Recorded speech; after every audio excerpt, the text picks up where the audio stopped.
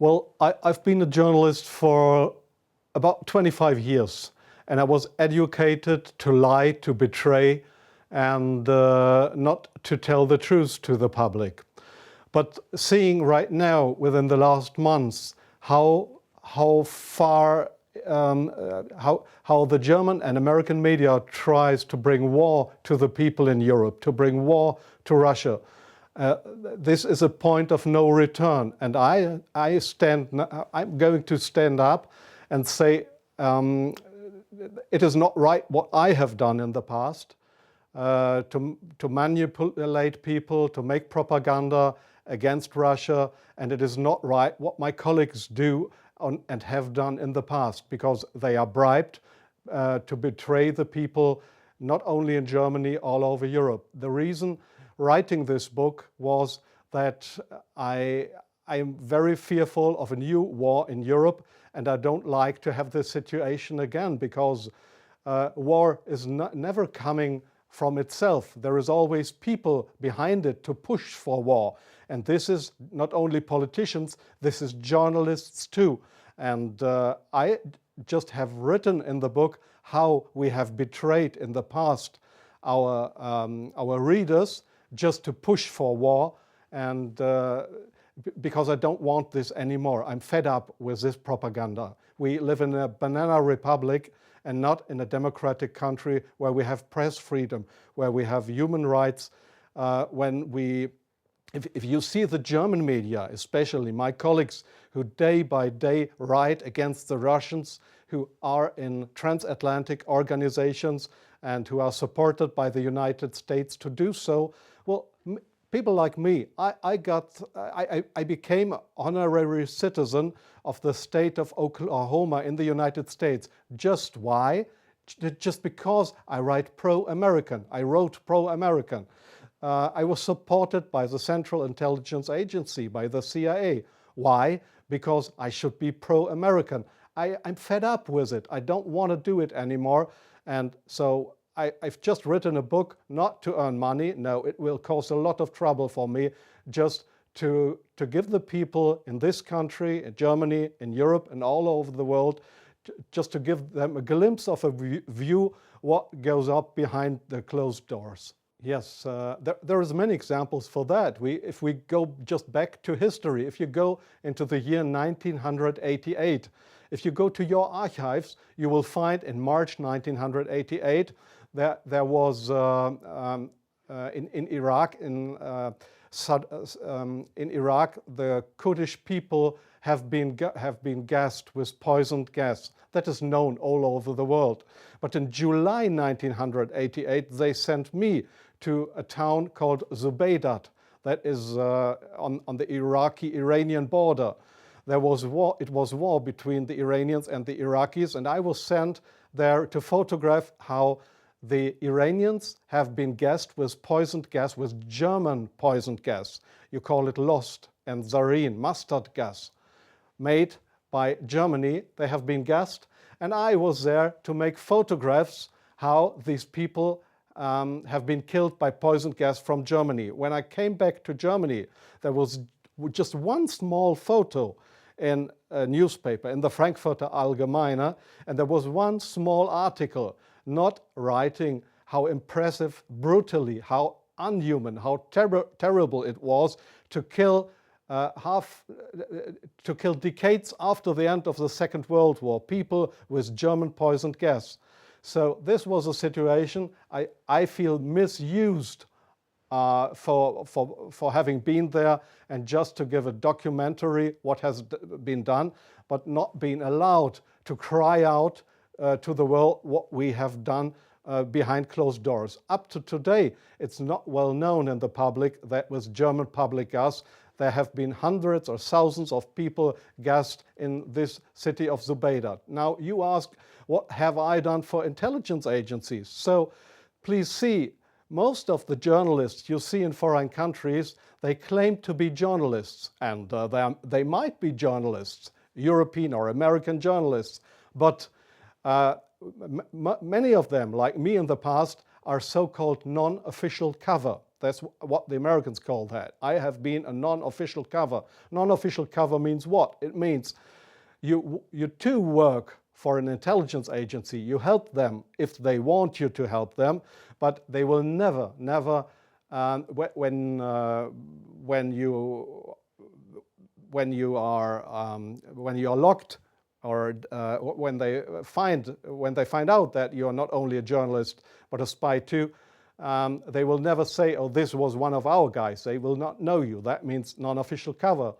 So I have helped them in several situations, and I feel ashamed for that too now. Like I feel ashamed that I have worked for a very recommended newspaper like the Frankfurter Allgemeine, because I was bribed by billionaires, I was bribed by the Americans not to report exactly the truth, but I just imagined in my car while I was driving to this interview, I just tried to work out in my brain what would have happened if I would have written a pro-Russian article in the Frankfurter Allgemeine. Well, I don't know what would have happened, but we were all educated to write pro-European, pro-American, but please, not pro-Russian.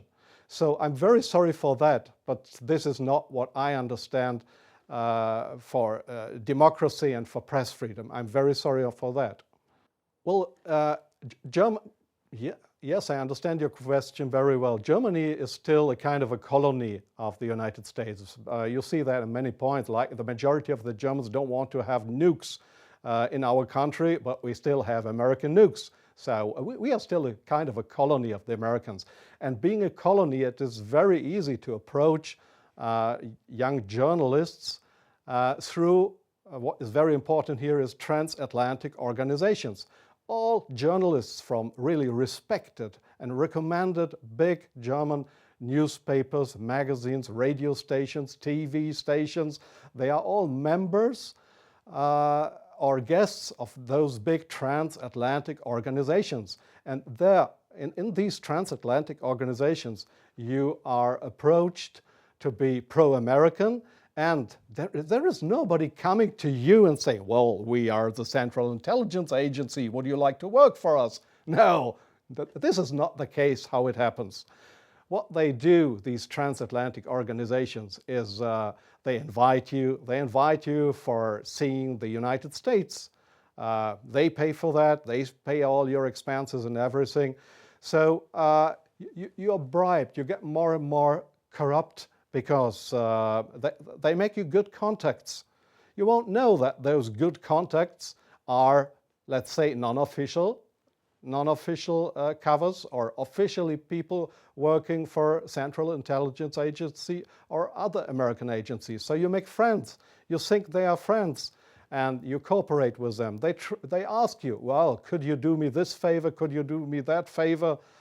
And so your brain more and more is brainwashed through these guys. And your question was, is this only the case with German journalists? No, I think it is especially the case with British journalists, because they have a much closer relationship. It is especially the case with Israelis, of course with French journalists for a part, not that big as with German or with British journalists. It is the case for Australian journalists, for journalists from New Zealand, from Taiwan, well, there is many countries in the Arab world, like Jordan, for example, like Oman, the Sultanate of Oman. There is many countries where this happens, where you find people to claim they are respected journalists, but if you look behind them, you'll find they are puppets on a string of the Central Intelligence Agency. I'm sorry in interrupting you. I'll give you one example. Sometimes the intelligence agencies, they come to your office and want you to write an article.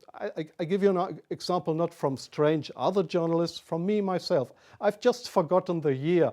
I just remember that the German Foreign Intelligence, Bundesnachrichtendienst, it is just a sister organization of the Central Intelligence Agency. It was founded by the American Intelligence Agency. So one day the BND, this German Foreign Intelligence Agency, came to my office at the Frankfurter Allgemeine in Frankfurt.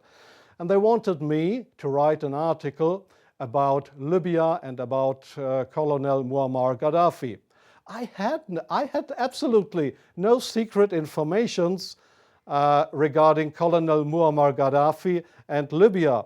But they gave me all these secret informations, and they just wanted me to sign the article with my name. I did that, but it was an article that was published in the Frankfurter Allgemeine that originally came from the Bundesnachrichtendienst, from the German Foreign Intelligence Agency. So do you really think that this is journalism, intelligence agencies writing articles? Oh yes, that article, I have reprinted it partly in my book. That article was how Libya and Colonel Muammar Gaddafi, how he secretly tried to build a poison gas factory, I think in Rabta was the name, yeah. And I got all those informations. It was a story that was printed worldwide 2 days later. But I had no information on that. It was the intelligence agencies that wanted me to write this article. So, but this is not the way journalism should work, that intelligence agencies, that they decide what is printed and what not. If I say no, I give you an example from a very good example if you say no. Well, we have a rescue unit in Germany with helicopters for traffic accidents. It's called, they call themselves the Yellow Angels. There was one guy who didn't want to cooperate. He was a pilot of the helicopter service of the Yellow Angels in Germany. This guy said no to the Foreign Intelligence Service Bundesnachrichtendienst when they approached him and wanted him as a non-official cover to work for the German Foreign Intelligence Agency, just to pretend to be somebody from the Yellow Angels. So what happened was that he lost his job. And the court in Germany, the judge decided that they were right, because such a guy could not be trusted. He was kicked off his job because he didn't cooperate with the Foreign Intelligence Service. So I knew what would happen if I would not cooperate with intelligence services. Well, I have had, let me say, 6 times my house was house searched because I was accused by the public prosecutor, the German public prosecutor. I was accused of leaking secrets of states. 6 times house searched. Well, they hoped that I wouldn't do that ever again. But I think it's worse that the truth will come out one day. The truth won't die. And I don't mind what will happen. I've had 3 heart attacks. I have no children. So if they want to bring me to court or to prison, so it's worse for the truth.